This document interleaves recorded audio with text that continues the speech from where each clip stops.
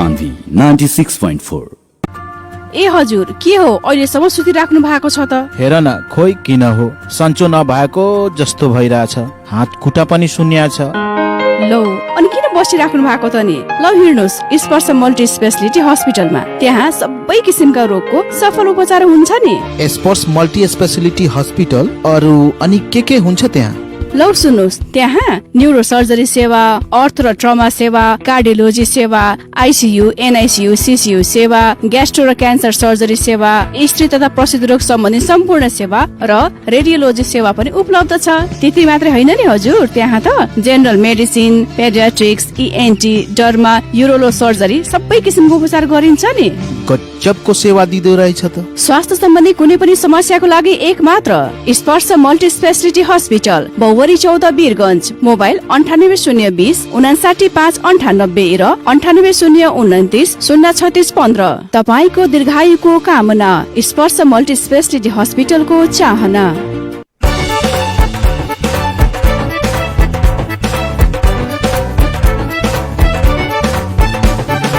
नेपाली मन को आवाज हो यो रेडियो सान्वी 96.4।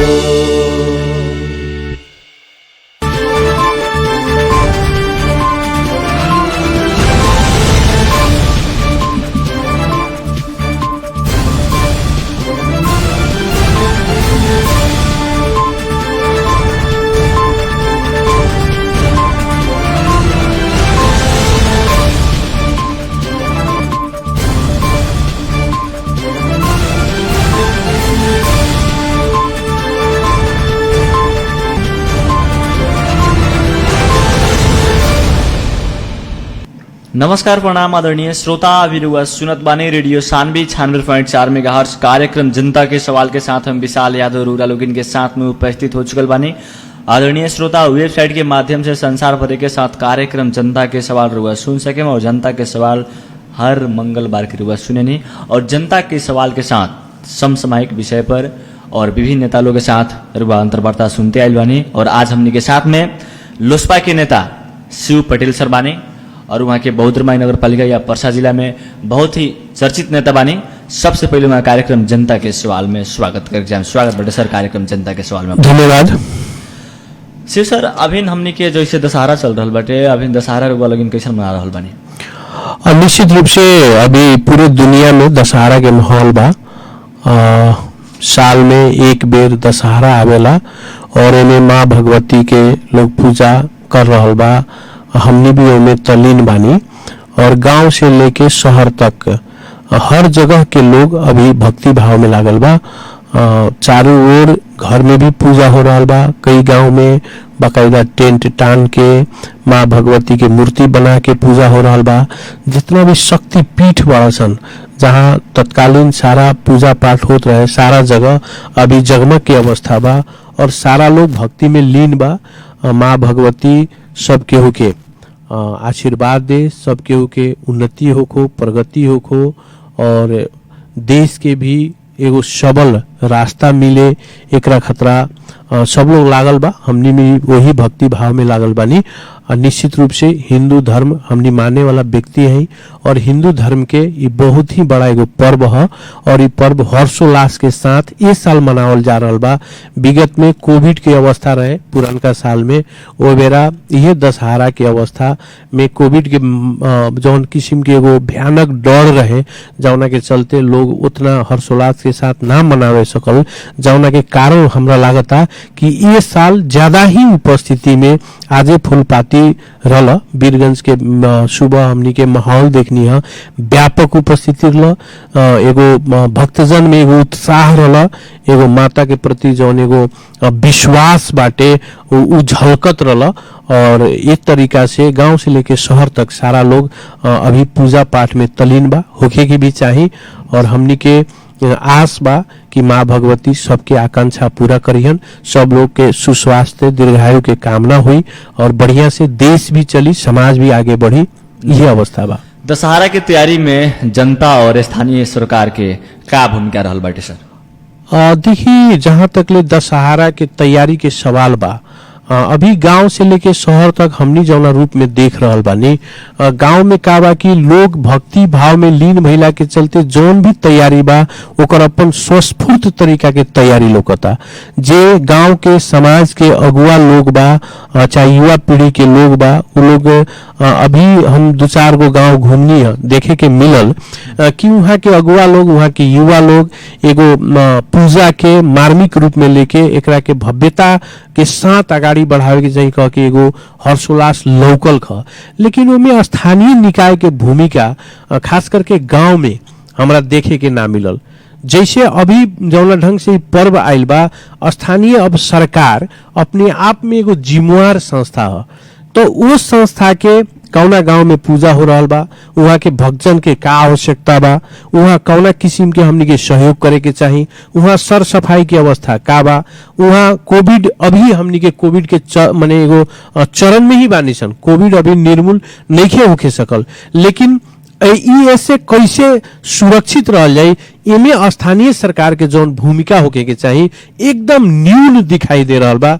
और खास करके हम जहाँ से बिलोंग करेनी बहुदरमाई नगर पालिका कि हम तो अवस्था ये देख रहा बानी कि वहाँ के ना कर्मचारी के कोनो मतलब बा आ ना वहाँ के जनप्रतिनिधि के कोनो मतलब बा। गांव में पूजा होता जे करता ओकर भूमिका विहीन दिखाई दे रहा बा। एक तरफ दशहरा के इतना बड़ा माहौल बा, एक तरफ जनता पूजा में तल्लीन बा, लोग चाहता कि भाई हमनी अच्छा तरीका से गांव में एगो सम्मानित तरीका से पूजा के सफल बनाइसन, लेकिन हमरा के यहाँ के स्थानीय निकाय के प्रमुख कहीं या बहुदरमाई नगर पालिका के मेयर साहब कहीं वो अपने के वो कथी बोलेला विदेश दौरा में बाड़न, आराम से अभी सुनतानी कि वो बाहर जाके घूम रहा बाड़न। जबकि अभी की अवस्था में का बा, चार पर्व के समय में स्थानीय निकाय के और ज्यादा भूमिका होला। स्थानीय निकाय के कर्मचारी हो या स्थानीय निकाय के जे प्रमुख लोग बा ओकर जौन ढंग के इम्प्लीमेंटेशन होके के चाहिए समाज में उ नहीं खे लौकत, उ कहीं ना कहीं भूमिका विहीन लौकता। लोग स्वस्फूर्त तरीका से अपने से ही कार्यक्रम कर रहा बा, अपने से पर्व मनावे के काम कर रहा बा, लेकिन इनमें थोड़ा सा वो लोग के एक्टिविटी होके के चाहिए जौन दिखाई नहीं देत। लेकिन आज वीरगंज में जौना ढंग से हम देखनी है, वीरगंज में आज फूलपाती वीरगंज के मेयर के वहाँ उपस्थिति रहा, यहाँ के सांसद लोग के उपस्थिति रहा, लेकिन स्थानीय निकाय में उ जनप्रतिनिधि के उपस्थिति वहाँ नहीं खे दिखाई देत, जौन एगो कहीं ना कहीं थोड़ा सा खौलो के रूप में लागल। ई हमर अपन व्यक्तिगत धारणा ही बा। जी सर, बहुदरमाई नगर पालिका के जो एगो बात कहनी है और ये कार्यक्रम जनता के सवाल में जनता के बात पूछल होला। सर, बहुदरमाई नगर पालिका के विभिन्न जनता के भी बात रहेला, जे शिव पटेल सर बहुदरमाई नगर पालिका में एगो बढ़िया चर्चित व्यक्ति बानी या पर्सा जिला में, लेकिन जब मेयर साहब हई कैनी कह के मेयर साहब गलती कैनी, चाहे मेयर साहब से हमने के पालिका में विभिन्न तरीका से अन्याय अत्याचार हो रहा बाटे, तो एकर विरोध आम पब्लिक के साथे साथे रौरा भी करे के पड़ल सर। लेकिन आम पब्लिक के इहो प्रश्न रहल बाटे, जे चुनाव आवेला तो विभिन्न नेताजी लोग आके मेयर के बुराई करें, मेयर के शिकायत करें, लेकिन स्पॉट पर विरोध काहे ना करें लोग, ये नेताजी लोग आखिर भितरिया कोनो मिलो मत तो बात रहेला कह के, ऐसा आम जनता के प्रश्न रहल बाटे। सर देखिए का बा कि आजकल लोग के हर चीज पर नजरिया मिलो मतों के दिखाई देता, ई अस्वस्थ प्रतिस्पर्धा है, एमे कोनो सत्यता नहीं है। हम अपने के बताएं, विगत 4 बरस हो गए चुनाव भइला और 4 बरस से स्थानीय निकाय के प्रमुख लोग रनिंग बा और पटक पटक हम आवाज उठेले बानी अपने के रेडियो के माध्यम भी। हमरा बुझाता कि 2 दर्जन बेर ये रेडियो के माध्यम से ही हम बोलले होखे। तो का बा कि अपने के क्यों भी आदमी जनप्रतिनिधि बा उ कोनो काम कर रहा बा गलत करता तो लोकतांत्रिक प्रक्रिया होकर विरोध करे के, तो हमनी के तो माध्यम इहे न बा, संचार माध्यम से विरोध करेम, हमनी जाके जनता के बीच में उ बात बताएम। अब हमनी जाके नगर पालिका के भीतर लाठा लाठी करेम, मारपीट करेम, ई लोकतांत्रिक प्रक्रिया ना है। ये हमर बुझाई ई है। अपने के लागत हुई कि रुआ विगत के समय के एगो पन्ना पलटा के देखी, जब भी वहाँ विद्यालय के बात उठल बा ओमे हमर प्रत्यक्ष सहभागिता रहल बा, जब वहाँ के विकास निर्माण के सवाल के बात उठल बा हमर प्रत्यक्ष सहभागिता ओमे रहल बा। हम इतना तकले भी नगर पालिका के अपने के कावा की हिसाब किताब मांग करे के भी हम वहाँ चिट्ठी तकले दर्ता करेनी। इतना अभी कावा की वहाँ के जनप्रतिनिधि पूर्ण रूप से गैर जिम्मेवार भइला के चलते अब ओकर कोनो व्यक्तिगत जिम्मेवारी नहीं के लौकत, ओकरा लाजे नहीं के, शर्मे नहीं के, तो हमनी जाके मारपीट ना करे। रउआ मीडिया के मार्फत से हम कहे के चाहतानी, जब रउआ आवाज उठावतानी तो उ जनप्रतिनिधि के ओकर जवाब देवे के चाहिए। लेकिन हमरा के यहाँ के जनप्रतिनिधि के मोबाइल ऑफ हो जाला, हमरा के यहाँ के जनप्रतिनिधि चुपा जाए, कुछ ना बोली, तो काथी फेस करे। एक ई बात बा। दोसर जहां तक ले बात बा, आज विरोध हुआ नहीं के भइल, विद्यालय के विद्यार्थी पटक पटक स्कूल में आंदोलन कैलक, नगर पालिका के भीतर जाके ताला लगैलक। अब वहां हमनी जाके खड़ा हो जाता नहीं तो लोग कही कि ई लोग अब विद्यार्थी के संगे राजनीति शुरू कर दिले बा, ये लोग के अब दोसर एजेंडा नहीं के, ई राजनीतिक दल भुला गई। ई यावत विषय सब बाटे। वैसे हमर का नाम कथी बा कि जेन्युइन जौन चीज बा ओकर विरोध होके के चाहिए। और हमनी पटक पटक कैले बानी, कोनो जरूरी नहीं है कि अब चुनाव आवता तबे होई, ई चुनाव होई कि ना होई ये देश में अभी एकरो कोनो लिमिट नहीं है। अपने के सवाल भी जायज बा। आज मान ली बहुदरमाई नगर पालिका में कोनो भी जनता केहू के मत देवेला तो 5 साल खतरा देवेला, 5 साल ओकरा के वाच कैल जाता कि ये आदमी का कैलक। लेकिन 4 बरस जब बीत गईला के बाद ओकरा पर प्रश्न चिन्ह खड़ा होला। पहले के साल में शुरू कर देम तो लोग कही अभी तो कामे कुछ नहीं के कले, तले तू कभी विरोध करता रहो। काम करे के ओकरा के जनता मौका देले बा 5 साल भाई। अब तो जनता ओकरे से सवाल पूछी नु, और उस सवाल चुनावे के टाइम में पूछल जाला, सवाल चुनाव से पहले ना पूछल जाला। अपने जनता के जो प्रतिनिधि बा उ जब सड़क पर जाई, जब गांव में जाई, जब जनता के बीच में जाई, तो वही बेरा ना जनता पूछी कि रहुआ इतना दिन कहाँ रहनी, 4 बरस रहुआ कई बेर गांव में भेंट करे आईनी, लेकिन अब काहे आईनी। यह विषय सब बाटे, एकदम स्वाभाविक बात बा। और लोकतांत्रिक प्रक्रिया भी है।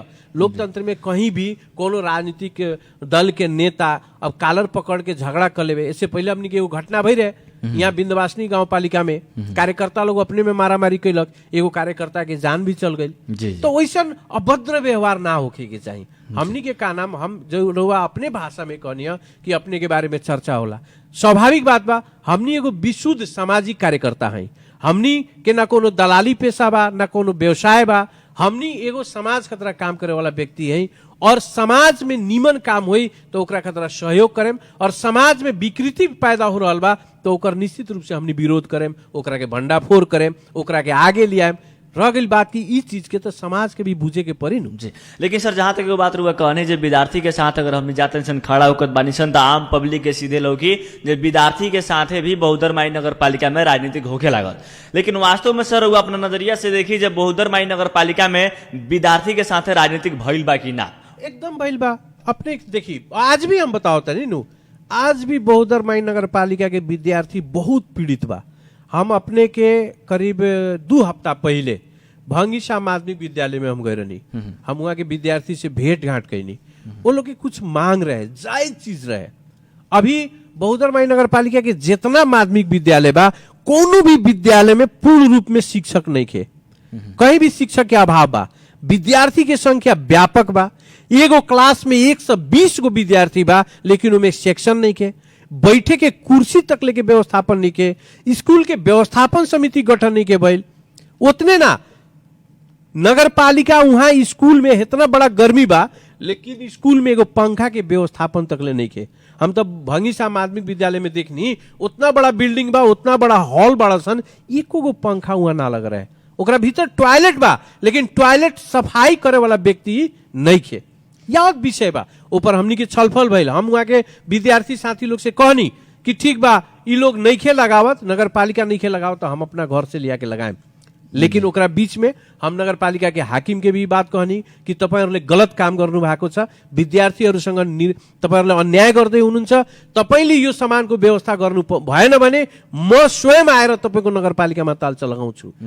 तो नगरपालिका के हाकिम आके व्यवस्थापन कैलक। आज भी ये पर हमनी गंभीर बानी। ई बात से खाली हमनी के भी गंभीर भइला के जरूरी नहीं के, एकरा संगे संगे जेकर विद्यार्थी पढ़ता उ अभिभावक के भी आगाड़ी आवे के पड़ल, वो अभिभावक के भी बोले के पड़ल। आज राउर बच्चा स्कूल में जाता पढ़ता, एसएलसी देवे के समय आ गई, ओकरा स्कूल में पढ़ाई नहीं के होत, ओकर मास्टर नहीं के, तो उ लड़का का पढ़ी, ओकर भविष्य भी तो हमनी खा रहल बानी नु। तो उ जनता के भी ये बात बुझे के पड़ल कि हमनी के सेवा काहे नहीं के मिलत, हमरा बच्चा के पढ़ाई काहे नहीं के होत। आज रउआ बताई, संदर्भ रउआ जोड़ देनी तो हम कहता नहीं। आज रउआ देखी परिस्थिति का बन रहल बा गांव घर में रुआ जाके देखी। जब लोग चुनाव के बात आवता तो लोग कहेला निमन आदमी से थोड़े होई, पैसा चाहिए टंच। आज भी ये चर्चा बा। रुआ कोनो पार्टी के नेता के बारे में जाके चर्चा हो कि गांव में लोग के ई सिद्धांत हो गइल बा, ए फालवा लगे तो बहुत पैसा बा, बहुत धनिक बा, ई तो अब की रुआ चुनाव में कंपटीशन करबे करी। तो एकर पर्दाफाश भी तो करे के पड़ल। अपने के बता देता नहीं हम, देखी राजनीति में जे व्यापारीकरण करी, जे पैसा के महत्व दी, ओकरा से रुआ नीमन चीज के अपेक्षा नहीं की ले सकत। यह अवस्था रहे विगत के चुनाव में। हमनी के नगर पालिका के मेयर साहब के अवस्था का रहे, उनकर कोनो सामाजिक काम में कहीं भूमिका ना रहे। कहियो राजनीतिक पार्टी नेपाली कांग्रेस के झंडा तक ले लेके घूमल हमनी नहीं देखले कहीं, आ ना कोनो गांव में सामाजिक काम में रहलन। लगातार अब व्यवसाय में अपना रहलन, विभिन्न व्यवसाय कैलन, नेपाली कांग्रेस टिकट दे दिलक, पैसा के बौछार कैलन, चुनाव जीतलन। आज भी उनका दिमाग में यह बात बा। हम तो इतना तक ले सुननी, एक आदमी कहत रहे कि अब किरुआ मेयर साहब कहत रहन जे 10,000 एगो वोट के देवे के पड़ी तो का हो, हम देवे के तैयार बानी। तो उनका दिमाग में यह बा कि विगत में हमरा लगे पैसा रहे तो हम चुनाव जीतनी, फिर हमरा लगे पैसा हुई तो हम चुनाव जीतेम। लेकिन विकृति बा का। और एकर जवाब का बा कि वहां के युवा साथी के देवे के पड़ी, वहां के शिक्षित वर्ग के लोग के आगे बढ़े के पड़ी। आ ना तो खाली रहुआ कहे फलवा व्यक्ति बहुत निमन बा, लेकिन बहुत अच्छा बोलेला, आ जब समय आई तो लोग कहे कि ना ना एकरा लगे तो ढेउए नहीं के, ओकरा लगे ढेउआ बा, ओकरे साथे काम कइल जाई। ई सब ये। लेकिन सर बहुदरमाई नगरपालिका सबसे विशाल एगो पालिका बाटे। बहुदरमाई नगरपालिका का विभिन्न अवस्था देखल होता, लेकिन बहुदरमाई नगरपालिका में सर यो बात आवला, कुछ आम जनता के सवाल बाटे सर, जे शिव पटेल सर बहुत ज्यादा विरोध करे नी, लेकिन भीतरिया लागेला कोनो मिलो मत हो गइल का, ओकरा बाद में विरोध छोड़ देवे नी कह के। सर ये बहुत मार्मिक प्रश्न ही रहल बाटे। देखी का बा कि अभी ना कहनिए, पहले जनता के मने हो गइल बा खाली पैसा के बात पर। ओकरा कोनो चीज होता तो लोग कहती कहती मिलो मत हो। अरे भाई कथी के मिलो मत हो, हम कोनो ठेकेदार रहिले ना है कि नगर पालिका से ठेका ले लेम। हम कोनो नौकरी, आज वहां जितना दरबंदी कायम भइल बा, जितना वैकेंसी भइल बा, वो वैकेंसी में कोनो हमारा आदमी तो केहू राख नहीं के देले, हम ओकरा खतरा कोनो सिफारिशो करे नहीं की गई। आज तक रहुआ इहो बात रहुआ कि हम लिख के दे देता नहीं कि बहुदरमाई नगर पालिका के मेयर से हमरा से तू डिबेट कर कह के 4 बरस हो गई। हमरा सपने रह गई कि नगर पालिका के मेयर हमरा से डिबेट करतन। हम वहां के हाकिम के 20 बेर कहले हो के म तपाईको नगर पालिका में आउँदै छु, तपाईको हाकिमलाई बोलाएर राख्नुस्, लेकिन जब जाम वहां के मेयर फेसे करे ना सकेला। जे हमरा से फेस करे के ना सकेला उ बात कथी करी। आज वहां के कर्मचारी की अवस्था देखे, जब भी वहां के कर्मचारी भेटाला, दाई तपाई सज्जन मान्छे हो तर के गर्ने, यहाँ जनप्रतिनिधि नै त्यस्तै खालका छन्, हामी के गर्ने। का बाकी यी सबैको बहाना हो। आदमी के का होला, जब वो नीमन ना करे के होई नु तो उ लबरई के कह दी कि फलवा फलवा के सेटिंग हो गई। अरे सेटिंग कथी होला, राजनीति में कोनो सेटिंग ना होला। राजनीति में रुआ नीमन करेम, नीमन करे खतरा रुआ आगाड़ी बढ़े के पड़ी। नगर पालिका में जे जनप्रतिनिधि बा वहां व्यापक मुखिया जी लोग बा। आज वहां के 4 गो वार्ड के तो बजट कटौती करके स्वयं मेयर अपने परिषद बना राख ले बा। ऐसा भी दुनिया में कहीं भइल? हमरा लगता कि पूरे नेपाल में ये अवस्था ना आइल हुई कि वार्ड के बजट काट के आ नगर के प्रमुख अपना कोष में पैसा लिया लेवे। और आज भी ये अवस्था बा हुआ, तो वहां के जनता कहाँ बोलता जी? जनता के आवे के पड़ी। लेकिन सर आगामी दिन में बहुदरमाई नगर पालिका के जनता पहले खानी नहीं रह गई, पढ़ल लिखल जनता और बहुत होशियार हो गई बानी। काहे से 5 साल लगभग 4 साल बीतल बा। इस 4 साल में बहुदरमाई नगर पालिका के विभिन्न जनता के था लागल बटे, हमने वहां के मेयर से कितना सुख भोगनी सन कह के। और बहुदरमाई नगर पालिका के एक एक बच्चा के था बाटे, स्कूल के स्टूडेंट के भी था हो गई बाटे। वास्तव में स्कूल के स्टूडेंट के साथ भी राजनीतिक भइल, आंदोलन भइल। आंदोलन भइला के बाद में हर स्कूल के स्टूडेंट के घर घर जाके कागा कहानी भइल, अथाह बात आई। लेकिन अब विभिन्न युवा समाज या विभिन्न गार्जियन समाज बहुदरमाई नगर पालिका के जानत बानी, आगामी दिन में बढ़िया तरीका से अच्छा जनप्रतिनिधि चुनेम, लेकिन घोटाला के साथ पैसा लेकर के खराब जनप्रतिनिधि ना चुने। लेकिन सर हमने राजनीतिक सवाल और बानी सन और राजनीतिक सवाल और रागत बानी सन जौन सर जसपा विभाजन भइल खा, और जसपा विभाजन के बाद में जौर वाले उनके को पार्टी दर्ता भइल बाटे लोसपा, तो लोसपा पार्टी दर्ता कल जरूरी रहेगा सर? का बा की देखिए, अब स्वाभाविक रूप में ये तो बहुत बड़ा प्रश्न बा, लेकिन ये पुरान हो गई। ऐसे हो गई कि एकरा बारे में करीब करीब 3 महीना संघर्ष भइल बा। पहले का रहे कि मधेश में छोटा छोटा पार्टी रहे और सारा पार्टी के मिल के एगो पार्टी निर्माण कइल जाओ कह के एगो आम पब्लिक में भी चाहना रहे जौना के परिणाम विगत के जौन विधायक के या संसदीय चुनाव भइल रउआ देखले होके ओकरा राष्ट्रीय जनता पार्टी और संघीय समाजवादी फोरम दोनों मिल के चुनाव गठबंधन करके लड़ल और जब गठबंधन करके चुनाव लड़ल ओकरा बाद एगो पब्लिक में संदेश गई रहे कि एकता ही बल बा और एकरा के एक होके के चाहिए और दोनों पार्टी मिल के जनता समाजवादी पार्टी के निर्माण भइल। जनता समाजवादी पार्टी के निर्माण भइला के बाद नेपाल में एगो कहीं ना एगो लहरे चलल कि अब ये देश में एगो तीसरा शक्ति उभर रहल बा, लेकिन नेतृत्व के वर्ग के लोग के कमी कहल जाओ, नेतृत्व वर्ग के महत्वाकांक्षा बढ़ गई इतना ना ज्यादा कि वो एकता फिर भंग हो गई। केहू बहुमत सिद्ध करे के पक्ष में लागल, केहू के पार्टी से निकाले वाला काम में लागल और ये चीज से हम व्यक्तिगत बहुत दुखित रहनी। ऐसे रहनी कि हम पार्टी के देख के राजनीति में ना आईनी, हम तो मधेशवाद के देख के ये देश में राजनीति में आईनी सन। हमार अवस्था ठीक बा, राजनीतिक रूप में उम्र कम होला, लेकिन आज जितना नेता कहाए वाला लोग बा उनमें बहुत लोग हमारा बाद में मधेशवाद में आयल हुई। तो हमनी के कहा कि मधेशवादी चिंतन के लोग हैं और वो ढंग से हमनी के ये चीज निश्चित रूप से पसंद ना भइल कि जसपा के विभाजन ना होके के चाहिए। ये बहुत बड़ा दुखद अवस्था रहे, लेकिन तथापि राजनीति है, बहुमत अल्पमत के खेल हो रहा बा, एक तरफ लोग के कार्रवाई करके निकाल रहा बा। तो ये अवस्था में पार्टी में बहुमत पुरिया के केहू जसपा कब्जा कैलक और आज आके ओकरा बाद जब कब्जा कैला के बाद पार्टी के कई नेता के कार्रवाई कैला के बाद लोजपा के निर्माण भइल और आज निश्चित रूप से रुआ प्रश्न पूरे देश भर में उठ रहा बा कि जसपा के जे अभी तत्कालीन अध्यक्ष बा ओकर गतिविधि, ओकर अवस्था, ओकर कार्यशैली का बा, ई अब जनता ऐसे अनभिज्ञ नहीं खे। वही से हमनी ओ पार्टी के जब डिवाइडेशन भइल ओकरा बाद लोकतांत्रिक समाजवादी पार्टी के निर्माण भइल और ओकर अध्यक्ष मोहन ठाकुर बाड़न और अभी तकले तत्काल हमनी वही पार्टी से बिलोंग कर रहा बानी और आगामी दिन में हमरा लागत है ये पार्टी के जौन भी ढंग से कार्यक्रम आगाड़ी बढ़ी ओमे हमनी के निरंतरता देम, एमे बहस चल रहा बा और एकरा के आगाड़ी बढ़ावल जाई। अब अभी पार्टी गठन भइला के कुछ ही दिन के बाद अब दशहरा आ गई, अब दशहरा के बाद दिवाली आई, दिवाली के बाद छठ आई, अब अभी राजनीतिक कार्यक्रम तो हुई ना, अभी तो धार्मिक कार्यक्रम सब चल रहा बा। तो हमनी के अभी धर्म के काम भी कइल जाओ, सामाजिक काम कइल जाओ, समाज खतरा काम कइल जाओ, पार्टी के काम आई तो ओकरा के धीरे धीरे प्रक्रियागत रूप में आगाड़ी बढ़ावल जाई जी। लेकिन सर आम पब्लिक के मन में ही रहे जे जसपा ना फूटी कह के रुआ लोग इन पर एगो विश्वास रहे आम पब्लिक के, और आम पब्लिक के भी विश्वास रहे हमनी के हर अधिकार मिली कह के बहुत लोग शहादत देले बनी, सब कोई के सपना एगो रुआ लोग से जुड़ल रहे।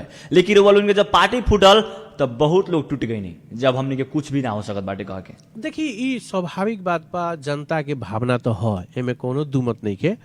मधेश आंदोलन से बनल ई सब पार्टी हो सन, मधेश के जनता के चाहना रहे, उतना बड़ा विद्रोह भइल, लेकिन वो जनता के अनुसार पार्टीगत रूप में काम ना होके सकल, एमे कोनो दुमत नहीं खे। हम वो पार्टी में रहला के बावजूद भी हम पटक पटक ही बात कहले बानी, लेकिन पार्टी में होला का आजकल लोकतांत्रिक प्रक्रिया का हो गई बा कि पार्टी में जे सत्ता में रही, जे पावर में रही ओकर पूछ ज्यादा होला। हमनी तो अब निर्वाचन चुनावे ना जीतनी सन कहियो, हमनी तो ना सांसद है, ना विधायक है, ना मेयर है, ना मुखिया है, लेकिन पार्टीगत रूप से जौन जनता के अपेक्षा रहे उ अपेक्षा पर पार्टी नेतृत्व पंक्ति खारा ना उतरे सकल।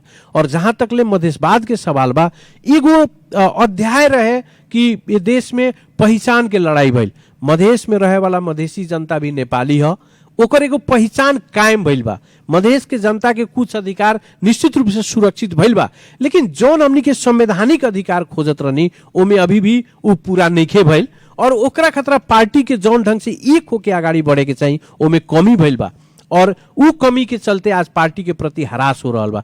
और खास करके मधेश में जे आंदोलन से प्रभावित लोग बा, जे मधेश मुद्दा पर चिंता करे वाला लोग बा, उ लोग अभी भी चिंतित बा कि हमनी के मुद्दा के का होई, एकर उठान करे वाला के आई, खास करके हमनी के पार्टी के भीतर कथी देखल गई कि जब केंद्रीय सत्ता के जब राजनीति होला तो लोग अपन मुद्दा छोड़ देवेला। इसी तो लोकल बा, एमे तो देखता और आज ही बहस हो रहा बा। लेकिन हम अपने से यही आग्रह करें कि आवे वाला दिन में ये मुद्दा कभी भी समाप्त ना होला, कोनो भी मुद्दा समाप्त ना होला। मुद्दा के उठान करे वाला व्यक्ति गलत हो सकता, व्यक्ति परिवर्तन हो सकता, व्यक्ति के रास्ता परिवर्तन हो सकता, लेकिन मुद्दा वही रही और मुद्दा के आगाड़ी बढ़ावल भी जाई और बढ़ावे वाला शक्ति आई, ई काम आगे भी बढ़ी। लेकिन का बा कि कुछ चीज जवन पूरा हो गई बा ओकरा के भी संस्थागत करे के आवश्यकता बा। जैसे मान ली हमनी के मधेश मुद्दा के बहुत बड़ा मांग रहे स्थानीय निकाय स्वायत्त होके के चाहिए, संघीय संरचना होके के चाहिए, तो ये चीज तो पूरा हो गई नु। अब एकरा के ठीक करे के भी तो जिम्मेवारी हमनी के ऊपर बा। एकरा के कैसे व्यवस्थित कइल जाई। अब खाली हमनी केंद्र सरकार के गाली दे देवल जाओ और जब सरकार बनी तो केंद्र सरकार में मंत्री बन जाइल जाओ, अपने मंत्री बन जाइल जाओ, सरकार चला लेवल जाओ। अब जब सरकार में से उतर जाइल जाई नीचा तो हमनी वो सरकार के गाली देहल शुरू कइल जाओ। ई प्रवृत्ति में हरास आवे के पड़ी, ई प्रवृत्ति छोड़े के पड़ी। जहां जातनी वहां निमन करे के प्रयास कइल जाओ और जनता के साथे ईमानदारी से काम कइल जाओ। अब वो जनता के ठगे वाला काम अब पटक पटक ना होई। जी जी। लेकिन सर जसपा जब फूटल तो जसपा बीतल समय में बोलो उनके गठबंधन रहे तो एक साथ रही लगन, लेकिन जब जसपा फूटल तो वह जसपा छोड़े के कारण का भेल सर? वो बात तो का कि देखिए हम ये बात पहले भी करी और अभी भी कहता नहीं, जनता समाजवादी पार्टी ऐसे बनल कि अभी देश में एगो एकल शक्ति मतलब वैकल्पिक शक्ति निर्माण के प्रक्रिया आगे बढ़ाओ जाओ। लेकिन वहां तो ये दिखाई ना देहल।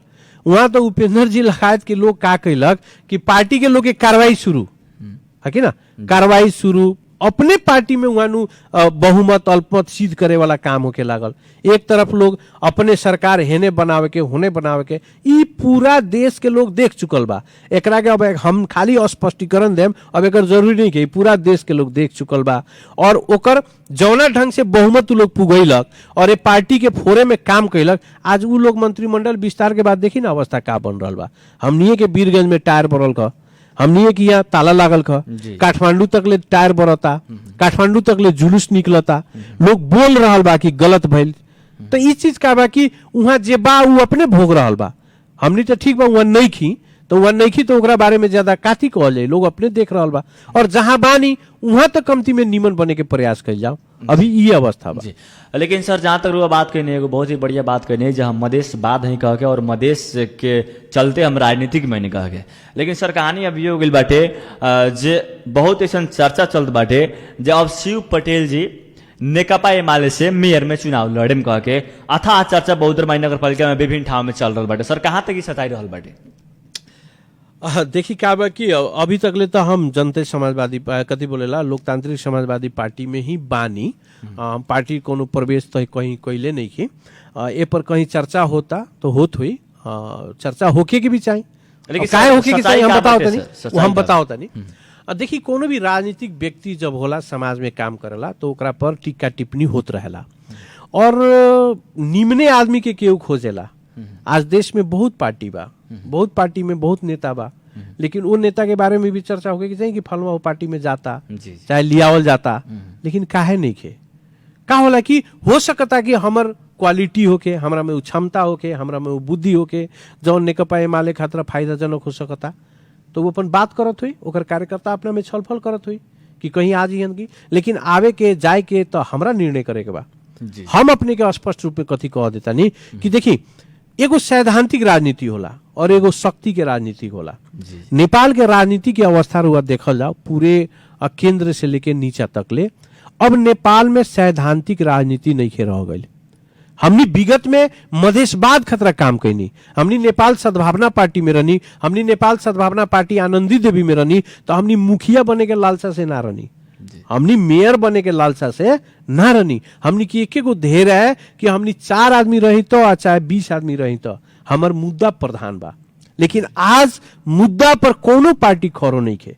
अब नेपाल के पॉलिटिक्स में सैद्धांतिक पॉलिटिक्स नहीं खे, अब शक्ति के पॉलिटिक्स हो गई भाई। यहाँ कौना ढंग से हर पार्टी में हिसाब किताब होता, हमारा पार्टी के सांसद कएगो जीतल, हमारा पार्टी के विधायक कएगो जीतल, हमारा पार्टी के मेयर कएगो जीतल, हमारा पार्टी के मुखिया कएगो जीतल, एकरा कहल जाला संसदीय वादी राजनीति, यानी कि शक्ति के राजनीति। ई सैद्धांतिक राजनीति ना हो। रोआ जब सांसद के हिस्सा खोजे लागेम, जब विधायक के हिस्सा खोजे लागेम, जब मुखिया के हिस्सा खोजे लागेम, तो रोआ शक्ति के खोजतानी ई लागता। और पूरे देश में संसदीय राजनीति आगाड़ी बढ़ चुकल बा। राजनीति के वो ढंग से देखल जाता अभी। तो बिहान के दिन में जब सैद्धांतिक राजनीति नहीं के, शक्तिय राजनीति बा, तो उस शक्ति केंद्र में रहुआ पहुंचे खतरा का करे के पड़ी, ऊपर छलफल करे के पड़ल। जी जी, लेकिन ऐसे छलफल करे के पड़ल कि अब तक का बा जिसे रहुआ कहनी संघीयता आ गई देश में। तो संघीयता के लिए लग, हम नहीं लिए नहीं, हमने लड़ के लिए नहीं। तो अब इस संघीय संरचना में गांव के पालिका होके या नगर पालिका, ओकर विकास करे के जिम्मेवारी तो हमनी के नु है। जी जी, अब हमनी कोनो जगह से मान ली विगत के दिन में हम राजपा से चुनाव लड़ रही, राजपा से चुनाव तो हार गई नहीं, तो हार गई नहीं। तो हमारे अपेक्षा रहे नु कि हम इस संघीय संरचना में बहुदरबाई नगर पालिका बन गई, अब हम यहाँ आएम तो नगर पालिका के निमन से व्यवस्थापन करें, हमारे तो ये सोच रहे। लेकिन हम ना आवे सकनी। तो बिहान हम कोनो ढंग से वहां नहीं की पुगत, तो का वहां जनता के रुआ का लागे कि रुआ कैसन बानी। लोग कहता कि रुआ निमन आदमी है, हम ये रहुआ के कहता नहीं कि रहुआ निमन से मोटरसाइकिल चलावे आवेला जी। लेकिन मोटरसाइकिल चलावे आवेला खाली कहला से ना नु भाई, मोटरसाइकिल के चाबी तो रहुआ के देवे के पड़ल। जी जी, एकदम। चाबिये ना दिए तो कैसे था लाई कि रहुआ कैसन गाड़ी चलावता नहीं। जी। तो अभी का बा कि रहुआ शक्ति केंद्र में जले रहुआ ना पुगे, तले रहुआ बारे में था ना लागी कि रहुआ सबल बानी कि असबल बानी। सैद्धांतिक रूप में हमनी जौन काम कईनी उ एगो सक्षम रहे, जौना के चलते हमनी के व्यक्तित्व के एगो प्रचार बा, समाज में ओकर पहचान बा। अब शक्ति के खोजी हो रहा बा। आवे वाला दिन में यदि ये देश के राजनीति ठीक हुई, ये देश के राजनीतिक एगो माहौल बनी, स्थानीय निर्वाचन हुई, तो कौना ढंग से आगाड़ी बढ़ल जाई, जनता से भी सलाह कल जाई, अपन पार्टी के कार्यकर्ता से भी सलाह कल जाई, अन्य लोग से भी सलाह करके जौन उचित हुई ओकरा खतरा हमनी आगाड़ी बढ़ेम। लेकिन अभी हइये हो जाई हउए हो जाई ई कहल उतना न्यायोचित नहीं है। लोग में चर्चा बा, लोग चर्चा करत थी, स्वाभाविक बात बा, नेता के चर्चा होके के चाहिए। कमती में यहू बहाने नगर पालिका के हर गांव के लोग शिव पटेल के चर्चा कर देलक, तो उपलब्धि बा, एकरा के नकारात्मक ना लेवल जा। लेकिन सर, ये पार्टी फूटला के बाद में वास्तव में रुआ लोगन के कितना प्रभाव पड़ल बा? प्रभाव तो पड़ल बानू, पार्टी फूटला के बाद व्यापक प्रभाव बा। हमरा लागता निष्ठावान कार्यकर्ता के मन टूटल बा। लोग में जो एगो सोच रहे कि ये देश में एगो वैकल्पिक शक्ति के निर्माण हुई, उ कहीं भी उस सोच पूरा होके नहीं के जात। और एमे दोनों पार्टी के लॉस बा। कहीं ज्यादा फायदा घाटा के बात तो हम ना कहें, लेकिन पब्लिक के भी जमन एगो सहानुभूति होके के चाहिए, ओमे हरास भइल बा। सर, जहां तक बात बाटे स्थानीय नेता लोग जितना बाटे, वार्ड में लड़े वाला, मेयर में, उप मेयर में लड़े वाला, इस सब लोग के एगो प्रश्न कथी खड़ा हुई बाटे जे अपना बेरी चुनाव लड़े के बेरी गठबंधन का के लड़ जात वालो, जीत जात वालो, जब हमनी के चुनाव आत बा तो पार्टी फोड़ लेत बाटे लोग। एकदम सही प्रश्न बा। और ई प्रश्न स्थानीय लोग के ना, ई प्रश्न हमरो बा। और हम तो ई प्रश्न हमरा बुझाता कि हमनी के पार्टी के सारा शीर्ष नेता के बीच में हम ई बात राख चुकल बानी। काहे कि जे देखे के मिलल विगत तक के स्थानीय चुनाव भी जब भइल तो राजपा अलग चुनाव लड़ल, फोरम ओबेरा अलग चुनाव लड़ल, जौना के कारण हमनी के चुनाव कहीं ना ओबेरा हमनी जीते ना सकनी। लेकिन जब सांसद के चुनाव आयल, विधायक के, तो लोग गठबंधन कर लेलक। और आज भी अवस्था ये बा, स्थानीय निकाय के चर्चा बा ज्यादा कि स्थानीय चुनाव हुई, और ये अवस्था में पार्टी डिवाइड भइल बा। तो ए पर बहुत ही स्थानीय निकाय में निर्वाचन में भाग लेवे वाला नेता इस चीज से असंतुष्ट बा। और हर जगह बहस हो रहा बा कि भाई जब ये लोग के अपन चुनाव होला तो ये लोग मिल जाई, हमनी के चुनाव में आके फोड़ देता लोग, तो हमनी डूबे वाला काम काहे करें।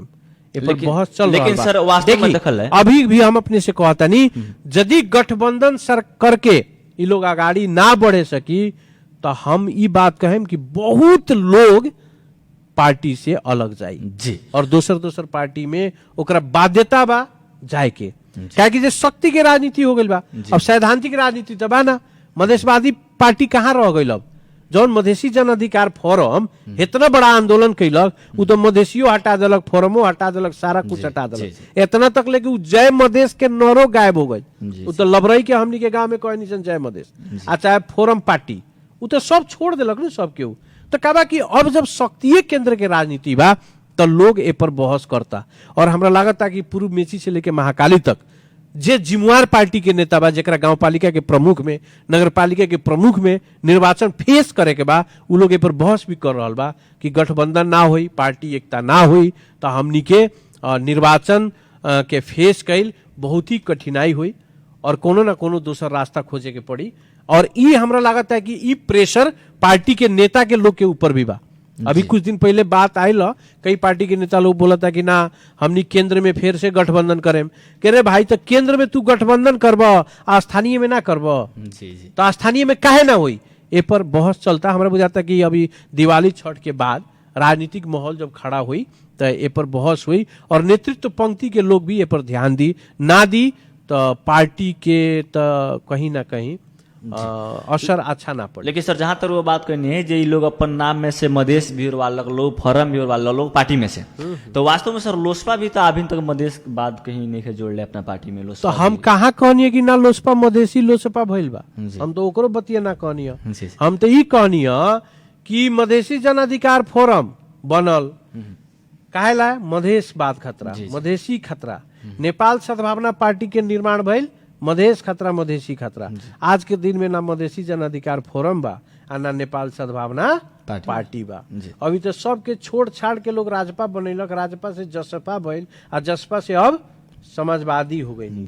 अब सब समाजवाद के ओर उन्मुख बा, इतनी ये तो चल रहा बा। तो ओमे केहू के लगे उ बिला लटकल बा, ई बात नहीं है। हाँ नेता लोग बा, कोनो कोनो नेता ई बात तो बोलेला, अभी भी मधेश के बात उठावेला, उठावे के भी चाहिए। लेकिन कई नेता तो ई कहता अब जे मधेशवाद से जेकर जन्म भइल, मधेश मूवमेंट जेकरा के आगाड़ी ले आइल आ नेता स्थापित कैलक, उ तो टेलीविजन के इंटरव्यू में कहता मधेशवाद बने को क्यों, मधेशवाद कहाँ को चीज हो, वीरगंजवाद की मधेशवाद, विराटनगरवाद की जनकपुरवाद, जेकर जन्म भइल वही राजनीति से, वही आवेश से, उहे जनता के बल पर जे आज बड़का नेता कहा था अब बड़का बंडी लेके घूमता, उ कहता कि मधेशवाद बने को क्यों हो जी। लेकिन सर आम पब्लिक के नजर में सब कुछ लौकत बाटे, आम पब्लिक सब देखत बानी, डिजिटल दुनिया बाटे सर, और सारा के काथी बोलत बाटे आवेला चुनाव में सब कोई के समझ चलाई। लेकिन सर अब लोसपा पार्टी के आगामी नीति का रहल बाटे? अभी जस्टे पार्टी निर्माण के प्रक्रिया भइल बा, अभी तो हमनी लोसपा के कोनो पद में थोड़े बानी सन। अभी तक केंद्रीय कार्य समिति बनल, पार्टी के थोड़ा सा अब जिला के रूप बने के तैयारी हो रहा बा। अब चार बड़ब के समय बा, अभी पर्व त्योहार बीती तो हमरा लगा था कि पार्टी की प्रक्रिया आगे बढ़ी, तो ओकरो अब का नीति लेके आवता, का सैद्धांतिक लेके आवता, का कार्यक्रम लेके आवता, वो तो तय होई नु। हर पार्टी सर धमाधम विस्तार हो रहल बाटे। अब पार्टी होता वो होई, धीरे धीरे होई, अब समय आ रहा बा, समय के ढंगे आगाड़ी बढ़ी, आ ना होई तो पीछे जाई। सर अब मधेशवाद के का हुई? अब मधेशवाद तो देखिए, मधेशवाद के का बा कि जेकरा मन में मधेशवाद बा, जेकरा इच्छा शक्ति में मधेशवाद बा, उ ओकरा इच्छा शक्ति से ओकरा मन से ना उड़ाई। मधेशवाद के मतलब ई भइल भी कि अपन इम्प्लीमेंटेशन। पहल के बात हम कहनी है कि अभी देश में संघीय संरचना हो गई बा, अब यहाँ के प्रदेश में मधेशवादी सोच के लोग व्यक्ति यदि उस जगह पर जाई तो वहां उहे काम करी। अब मान ली रउआ वीरगंज महानगर पालिका पहाड़ में तो नहीं है, यहाँ के विकास करे खातिर यहाँ मान ली अच्छा काम हो जाए तो मधेश के न विकास है। जी जी। तो अब तो स्थानीय निकाय अपने आप में पावरफुल हो गई बा भाई। स्थानीय निकाय के अब केंद्र और ताके के अवस्था नहीं के, स्थानीय निकाय में इतना ना बजट विनियोजन हो रहा बा। स्थानीय निकाय के तो अब कृषि, स्वास्थ्य, शिक्षा में व्यापक बजट बा। अब तक अपन नगर अपने बनावे के अवस्था बा। हमनी ई बात के अब प्रश्न कइल जाओ कि अब हमनी के गांव पालिका केंगे निमन होई, अब हमनी के नगर पालिका कैसे व्यवस्थित होई, जौना ढंग के हमनी के सोच रहे, जैसे संघीय संरचना आ गई। आज नगर पालिका नाम के कहीं बा, हमनी के नगर पालिका वही बेर से चर्चा करते नहीं। अब 4 बरस हो गई नगर पालिका अपन एगो भवन ना बनावे सकल, कौन ऐसा व्यवस्थित भी नहीं। 4 बरस हो गई नगर पालिका के कार्यालय भाड़ा में बा, लेकिन वहां जाए तो निवेदन दर्ता करनिहार ना बेटाई। जी जी। हमनी के जनप्रतिनिधि लोग गांव में कोनो समस्या लेके आओ गई तो वीरगंज आवे के पड़ी, मेयर साहब के निवास में जी जी गांव पालिका बा वहां, नगर पालिका बा वहां, आई यहाँ से बड़का गाड़ी पर चढ़ के लोग जाई वहां से आई यहाँ। जनता के कोनो सवाल बा तो वीरगंज आके पूछे के पड़ता। ओकरा खतरा नगर पालिका ना बनल रहे, ओकरा खतरा नगर पालिका ना बनल रहे। नगर पालिका के ई बने के बहुत कारण बा में। नगर पालिका के मतलब वो नगर के विकास भी हो, वो नगर के शिक्षा के स्तर भी बढ़ो, वो नगर के किसान के कृषि के कैसे फायदा आगे बढ़ी, वहाँ के किसान के उपजनी जौन होता ओकर बाजार व्यवस्थापन कैसे हुई, एकरा खतरा भी नगर पालिका बनल बा। वहाँ के सर सफाई अभी तक ले हमनी के यहाँ जाके देखी ना अवस्था का बा। जितना कर्मचारी बा ओकरा से डेढ़ा खाली सवारी साधन बा, लेकिन एगो एम्बुलेंस नहीं है। कितना हमनी जनता के प्रति लोग उत्तरदायी बा। कोनो अस्पताल में जाएम तो वो अस्पताल व्यवस्थित नहीं है। अरे 3 बरस के कोरोना के महामारी हमनी देखनी है। पहलका साल में कोनो अस्पताल में ढंग के जगह ना रहे तो स्कूल में ले जाके क्वारंटाइन बनावल गई, और 2 साल का साल में तो नगर पालिका छोड़िए देवल गई, वीरगंज जाके होटल में क्वारंटाइन बनावल गई। और वो होटल में पलंग किनाइल 30-30 हजार के एकोगो पलंग, 40 हजार के पलंग, व्यापक बात बा। तो अब का बा कि स्थानीय निकाय अपने आप में पावरफुल बा। देखी अब रउआ गांव राउर शहर बनावे खतरा दोसर केहू के भाड़ा में ना लिया के पड़ी। केंद्र सरकार के प्रधानमंत्री आके राउर नगर पालिका ना बना दिहन, प्रदेश सरकार के मुख्यमंत्री आके राउर नगर पालिका ना बनैहन। राउर नगर पालिका के सबल बनावे खातिर, राउर नगर पालिका के सक्षम बनावे खातिर वही जन के नेतृत्व के आवे के पड़ी। और कोनो पार्टी से होके काम करे वाला व्यक्ति होके, ईमानदार व्यक्ति होके, सबल होके, तो ओकरा के आगे बढ़ावे के पड़ी। जी लेकिन सर समय बहुत हमने लगा कम बाटे और बहुत कम समय में रुआ निर्धारित समय पर ध्यान देते हमने कब कार्यक्रम जनता के सवाल से भी छूटे के पड़ी। कार्यक्रम का अंत में आम पब्लिक के रुआ का कहे चाहे विशेष बहुदर नगर पालिका के लोग के देखिए अंत में ये कायम की सबसे अंतिम समय में बानी एक तो माँ भगवती सब लोग के कल्याण करी। और बहुदरमई नगर पालिका में जवन एगो चर्चा के विषय बा, व्यापक नेता कार्यकर्ता में बहस होता कि पैसा के लगाई कहाँ से आई, ये सब दिमाग से हटावे के पड़ल का। समाज के विकास के करी, समाज खतरा के काम कर रहा बा, ओकर बहस होके के पड़ल। स्थानीय लोग से हम यो आग्रह करें कि देखी आज रुआ कहता नहीं कि फलवा जनप्रतिनिधि अच्छा काम नहीं करत, बिहान वो अपन घर बार बेच के लगानी करी तो ओकरो से निमन के अपेक्षा रुआ नहीं रख सकत। वही से अपन गांव के निमन बनावे खातिर, अपन गांव के शहर खानी बनावे खातिर, वहाँ के किसान के उत्पादन के आगाड़ी लियावे खातिर, बाजार व्यवस्थापन करे खातिर स्वयं आगाड़ी बढ़े के पड़ी। और खास करके वहाँ जौन भी सरकारी विद्यालय बा जहाँ पढ़ाई नइखे होत, वो विद्यार्थी के अभिभावक के भी आगे आवे के पड़ल। स्कूल में जाके बहस करे के पड़ल कि हमार बच्चा के अच्छा पढ़ाई काहे नहीं के होत, स्कूल के व्यवस्थापन समिति काहे नहीं के बनत, स्कूल में भौतिक सामग्री के व्यवस्थापन काहे नहीं के होत, जबकि नगर पालिका में विकास के बजट के कोनो के कमी नहीं के। आज वहां के हम देखे नहीं युवा सब जौन खेल कूद से ललायत बा, खेल कूद खतरा आगे बढ़े के तैयार बा, लेकिन ना खेल कूद के कोनो कार्यक्रम बा, ना ओकर प्लानिंग बा। हाँ अभी सर सफाई की अवस्था देखे, अभी तक ले वहाँ एगो नगर माने सफा करे वाला भी कोई कतई कोनो गांव में दिखाई ना देलक, अभी तक ले एगो एम्बुलेंस की व्यवस्था ना भइल। इस सारा चीज पर का बा कि थोड़ा सा जनता के भी जागरूक होके के पड़ल, अपर नेतृत्व पंक्ति से ओकरा ई बात पर बहस करे के पड़ल। और समाज के ठीक ढंग से आगाड़ी बढ़ावे खातिर के उपयुक्त होई ओकरा खतरा बहस कइल जाओ, ये हमारा आग्रह बा। और फिर से दशहरा के, दिवाली के और छठ के हार्दिक शुभकामना देम। बहुदरमई नगर पालिका और ये जिला के और देश भर के और विदेश में रहे वाला भी हमनी के जितना ये आवाज सुन रहा लोग बा, सारा लोग के सुख समृद्धि के कामना करें। माँ भगवती सब लोग के कल्याण करी, सब लोग के समृद्ध बनाई, ये हमार